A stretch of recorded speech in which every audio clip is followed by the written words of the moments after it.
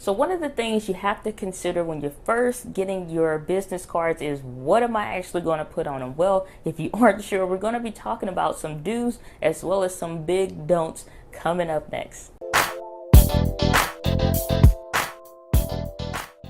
Hey, what's up guys? It's Diana here with Entre Woman TV, helping you transition your passion into the business that you love so you can create the side hustle that you want, even if you're working a 9-to-5 job. And on this channel, I do small business development tips like we're going to be talking about today, as well as some video marketing tips to help you gain more exposure in your business, create the income that you want in your side business. So if that's something up your alley, definitely consider subscribing.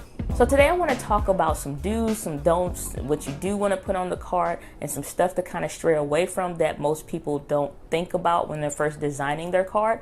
And we want to make sure that your card is something that people keep. They don't do like I do with some, cards that I'll get, and I wind up using them to clean under my fingernail, and that's about it. So to avoid having some of those pitfalls and issues, let's go ahead and get into some of the tips about what you want to put on your card and what you don't want to put on your card. So business cards are great for connecting with people.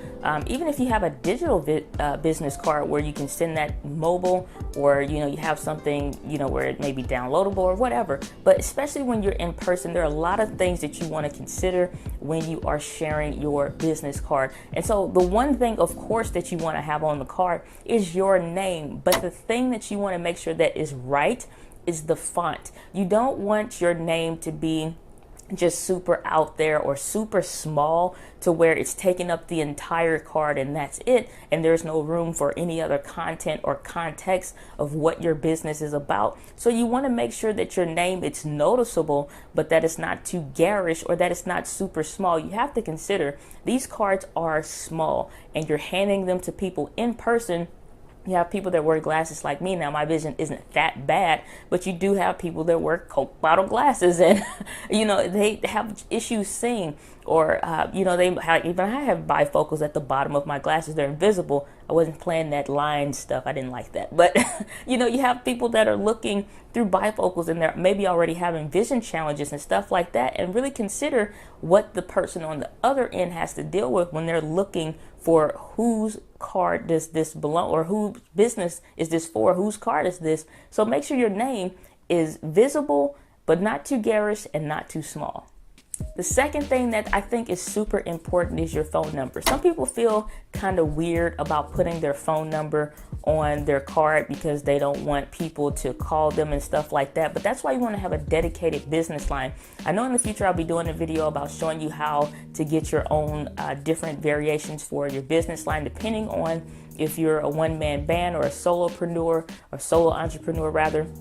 And if you are a medium to small business, as well as, maybe medium-sized corporation or something like that. So just depending on, the scale of your business, there are different levels that are really, really, really affordable for not just having your direct cell phone number. So I don't suggest putting your actual direct cell phone number on there, but having a way that people can call you. They call that number and it does reroute and come back and rings your cell phone. So one great feature about Google Voice, if you aren't familiar, that's a free service that you can use. A lot of great options, but that's something where it'll direct the numbers back to your cell phone or to your home phone or wherever, and you don't have to actually give out your actual cell phone number. So quick tip, ladies, this is a biggie when it comes to giving out your business cards, because you have men that are attracted to you. You're an attractive woman. You're smart. You got your own business. You got your mindset on straight. Like, they see all this attractive stuff, right? So that's another reason why you don't want your personal cell phone number on your card. You'll have people that say, oh yeah, we can do business, but it's not the kind of business like what you're talking about. So you just want to be cautious when you are handing out your card. And that's another reason you don't want your direct cell phone number there. And the reason why you want to invest in just some other different phone options, because you want the ability to block certain people or block certain numbers, or block scammers and stuff like that, and feel free with sharing your phone number for your business, knowing that at any time you maintain control. With the personal phone number, you can block that person, but it's still, it's kind of invading in your personal space and all of that. It's like they can text you, just like you don't want to deal with it. So just be cautious when you're putting your personal cell phone number. Like, fellas, you too, because some of these women, I don't know. So your address, is that important? I don't think so. Unless you have a physical address, it's not too important. How often do you maybe receive business mail? This is something where you have to gauge for the type of business that you're in. Does it make sense to have your address? Are you sending out orders? If you have a physical location, sometimes it's okay to put that on there, especially if you're a local business. I think it's vital at that point. But if you are a solo entrepreneur, don't put your home address. There's nothing relevant there. Again, think about the person that you're handing it to. What do they need your address for? If you get to the point to where you want to invite them over for a dinner meeting or something like that, let that be through a phone conversation or a one-on-one interaction, not from a business card, and then safety issues for that too. But if you have like a P.O. box, there are different variations of cards that I have where, I may have the P.O. box on there for the communications and connections that warrant an address to be there. But otherwise, it doesn't really matter what that address is unless you are a local business, some kind of business that maybe deals with shipping and receiving, you're sending products out or something more along those lines, maybe like a baking or something like that. Something like that. It's a reason for them to come to a location or send stuff there, then that may make sense, but just kind of gauge, is this something I really need based on my niche and area of business, or can I just kind of omit this one? The next thing that is vital that you have on your card is an email address. Now, I'm really particular when it comes to an email address. And I've talked about, how to pick out your websites, and I'll link that video up above. And this is kind of like that same thought process and methodology as picking out a URL or, like your website name. Is it dianagladney.com or is it softboxlights2017-lights, Like, think about as much crap as people would have to type in. And don't put any personal, sugar baby 278 or 1987 at Gmail. Like leave that stuff at home. Put it away for your homegirls or homeboy or whoever. Like, don't put that. That stuff is a huge turnoff when you see that, sugar baby 1987. I hope that's nobody's real email address. Probably is, but it's like, again, who are you handing this card to? Are you at a networking event? Are you at, just meeting somebody one-on-one? That may be your primary email address, but set up something. The basic is first name dot last name. If anything, if it's personal, at gmail.com. You can get based off of the website that you create. Again, I'll link that up above in the YouTube card, but you can get specifically, so mine would be Diana at dianagladney.com or Diana at thesmallbusinessstartup.com. I own both of those URLs that lead you to my website for a lot of different reasons that I talked about in the website video. But the thing is, make it simple. So on my card is Diana at dianagladney.com. It's very simple. It's my name at myname.com.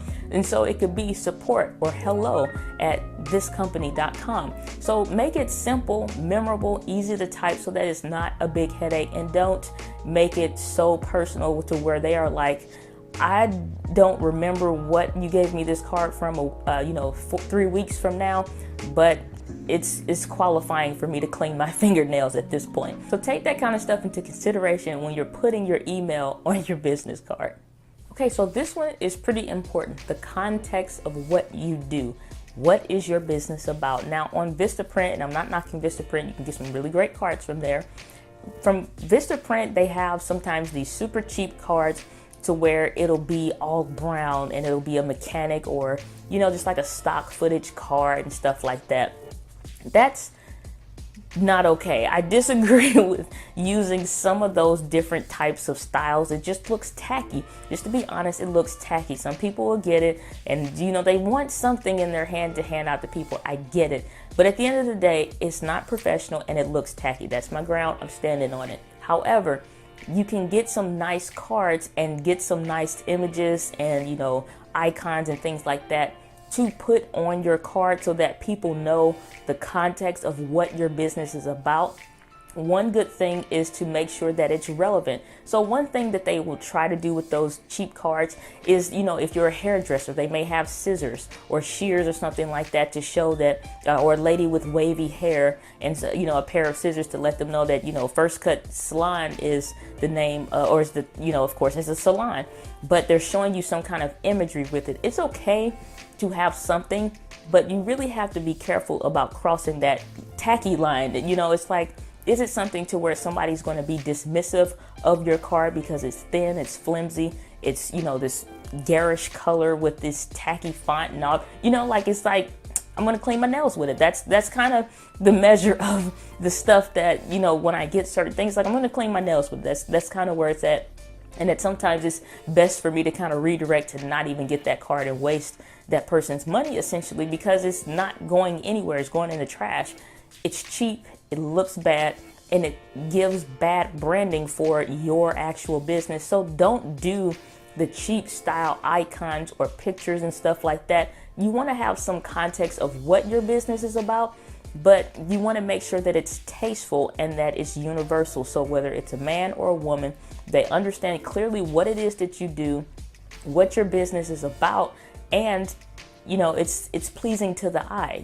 We like things that are aesthetically pleasing, so make it pleasing to the eye. So at the end of the day, you want to make sure that you have all of the different pieces that are, making your card aesthetically pleasing. Maybe a little bit of color in there, but nothing like that's just super weird. Maybe get some test cards, put together a concept of what it looks like, and really, test what it feels like, test what it, looks like in person, not just the digital font and the way that stuff looks, but when it's actually printed out, does it look great? Is it exactly what you envision? So just make sure that when you're putting certain things on your card, remember, this is about you, your brand, your business, and where you're going. And if your card can't make it, 3 feet or an arm's length to the next person before hitting the trash, really consider like, what is your card and your brand and just you and your messaging saying? So question of the day, what was your favorite tip that I gave today about making sure you put the right stuff on your card? Was there something that I shared that maybe you didn't quite think about it just that way? Or do you have something that maybe you can share with the Entree Woman TV? So let us know down in the comments below. But thanks for checking out today's video. Definitely subscribe if you love content like this. I do more personal development as well as small business development tips, as well as video marketing tips, so you can create exposure in your business, really develop your brand so that your business can grow. And as always, my friends, live with passion. I'll see you guys on the next video.